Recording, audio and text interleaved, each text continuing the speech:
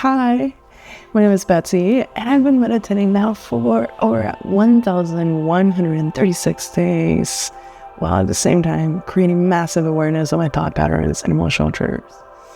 Over this time, I have learned to become the silent observer of the dialogue that happens in my head. And let me tell you, that dialogue can get loud.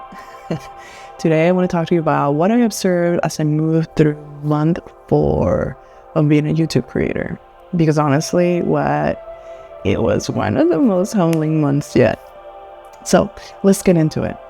So in month 4, I made a decision to let a certain group of friends know about this project, about what I'm building, what I've been doing.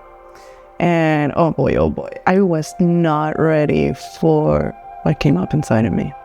Almost immediately, I noticed this wave of insecurity, and I realized that I was still looking for reassurance from my peers and the people that I love. And when some of them didn't engage, when they didn't comment, share, or even mention the videos, or if they watched them or not, I felt so rejected. Now, here's the thing. I've been doing this work for over 3 years now. And I thought I've dealt with this. I thought I was over this. But what I've been learning and have learned is that I really want you to hear this. The patterns never fully disappear. You just get better at dealing with not letting them run the show. So after a lot of self-rejection, a lot of self-reflection, I came back to one truth. The only reassurance I truly need is from my higher self. Once I reconnected with that truth, it was pretty much a done deal. I moved over it, and I didn't care. Came to a realization people are busy, and they have their own lives. And most of my friends, they love me. I don't care what I'm doing. So it's okay. So let's talk about the practical side of being a creator, because it's not as seamless as it looks. There's a lot of work that goes behind that, especially doing live meditations. That comes with a whole set of challenges that are completely out of my control, like outside noises. The ambulance truck that you heard in one of those meditations, I could not control that. There's no way. Shifting technology, adjusting the volume mid session. You know, the struggle if you ever try to record anything live at home.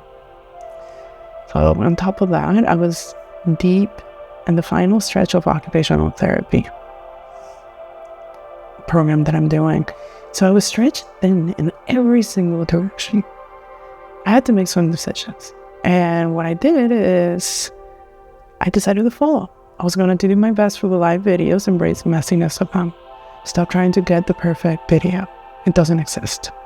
And then I decided to move the meditations to twice a month, and the regular videos to once every other week. And you know what happened after that? The guilt came in. The inner voice showed up immediately. I started observing myself, telling myself, you said you'd be consistent. You're falling behind. You'll never grow if you don't keep up the pace. God, so annoying. Can you relate to that? I mean, the pressure that we put on ourselves to maintaining some standard that we set for ourselves when we were under complete different circumstances. So, this month, I had to sit with those feelings. I had to let them move through me instead of acting on them. And when I realized is this, I was burning the candle in both hands. And if I kept going, the content that was going to be putting out wouldn't be meaningful. It wouldn't be me, because I was getting so stressed out that I wasn't enjoying what I was doing. And I was just doing it because I needed to get done. And there's a very different energy of me sitting here happy to share what I'm doing than me sitting here because I have to do it. So, cutting back temporarily doesn't mean that I'm quitting. I had to realize that and really, really feel it. It means that I'm adjusting to the present moment. And there's a lot of wisdom to that. So here is what month 4 taught me. I need to be compassionate with myself. I need to be flexible. There will be seasons where I can produce more, and I will. There will be seasons where I need to sit back, breathe, and recalibrate. None of them mean failure. The road to YouTube creation is a really long one, and I have to keep reminding myself this. This is a marathon, not a sprint. I should treat it like one. So if you're working towards your goals, keep going. You got this. And if you need to take a step back, do it. Practice self-compassion. Be aware of what you need in the moment, because what you need today will not be the same as what you needed yesterday and what you will need tomorrow. So give yourself permission to evolve. Give yourself permission to adjust. This is not a weakness. This is wisdom. Thank you so much for watching. If any of this resonated with you, leave a comment below. I'd love to hear where you are on your journey. And if you haven't already subscribed, please do so you don't miss what's coming next. See you soon. Take care. And namaste.